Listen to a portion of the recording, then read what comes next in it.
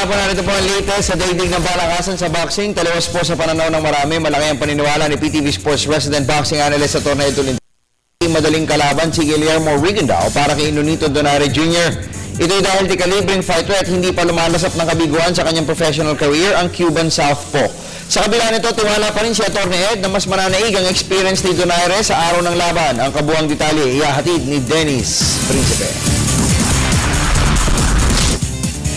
Hindi dapat maliitin si Guillermo Rigondeaux.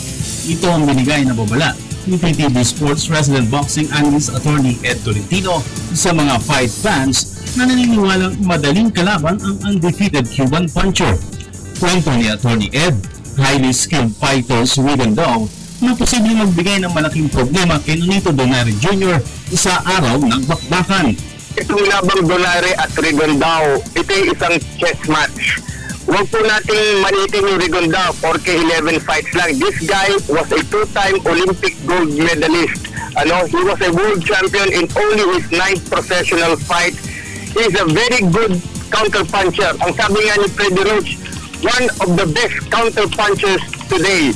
So, ang laban nito sa mga ika nga hilig sa sweet science ng boxing because you have two highly cerebral fighters mixing it up in the ring. So, a scientific chess match ang nakikita ko dito. This will be a good fight, but a tough fight for Nonito Donaire Jr.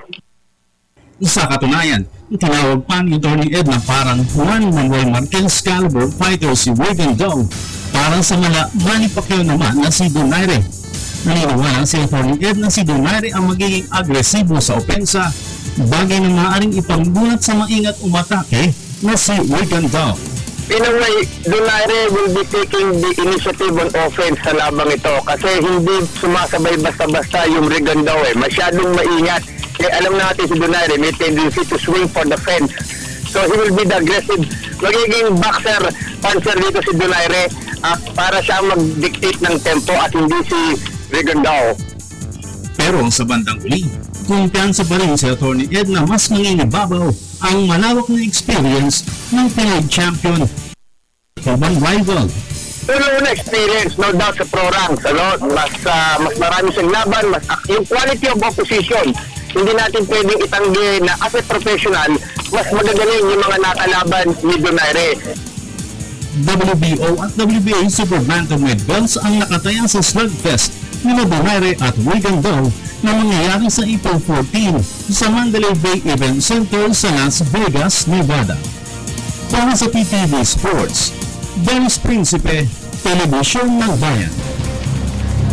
Dito po tayo sa cycling dahil sa namimiligong Mount Chamay ang kanilang continental ship application. Doble kahit po ngayon sa pag-aasikaso ng kaukulang dokumento ang 7-Eleven by Road Bike Philippines Cycling Club. Ang basbas ng UCI at Asian Cycling Confederation para maging continental team ay noon po kong isang taon hinihintay ni team founder Engineer Bong Sual. Pero hanggang sa ngayon, hindi pa rin ito na isa sa katuparan. Alamin natin kung bakit sa report ni Ms. Cristabel De Leon. Nagkukumahog ngayon ang 7-Eleven by Road Bike Philippines sa pagsusumite ng dokumento para sa kanilang Continental Team application. Noong isang linggo ng PTV Sports na binigyan na ng basbas ng UCI at Asian Cycling Confederation ng Team LBC para maging isang Continental Squad. Kung susumahin, di hamak na mas matagal nang kumakampanya sa abroad ang Road Bike Philippines kumpara sa Team LBC. At masasabing mas nauna pang nag-apply para sa Continental Ship ang grupo ni Engineer Bong Sual. Pero paliwanag ni Engineer Sual, may kaunting kulang lamang sa naisumite nilang dokumento at ito ang kanyang ipinapaasikaso ngayon kina Coach Ednalyn Calitis at Administrative Head Gary Advincula. Meron lang mga rules na doon sa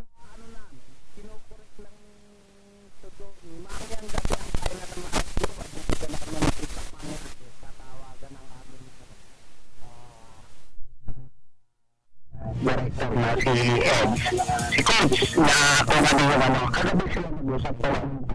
Kasabay nito, hindi nawawala ng loob si Sual na masasamahan nila ang Team LBC sa talaan ng mga accredited continental teams. Oo naman kasi maganda naman yung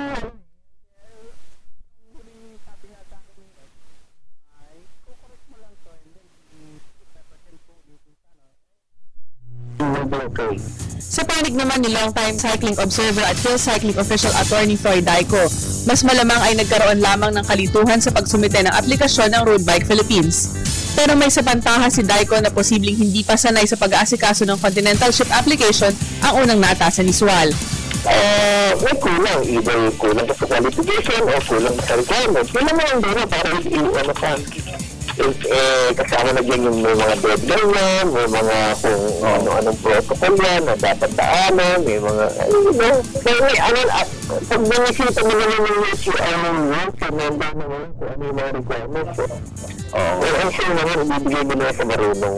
Na marunong naman siguro yun, baka may nagkaroon lang na problema. Ang pagiging Continental Team ay matagal nang inaasam ng Road Bike Philippines dahil ito ang kanilang magiging lisensya para makalahok sa mga prestihiyosong cycling races sa Asia tulad ng Tour de Langkawi sa Malaysia. Para sa PTV Sports, Cristabel De Leon, Telebisyon ng Bayan. At sumayin niyo po ang latest sa daigdig ng palakasan. Kung kayo po nabitin, tumutok mamaya alas 5 ng hapon sa PTV Sports. Ako po ang inyong lingkod sa Telebisyon ng Bayan.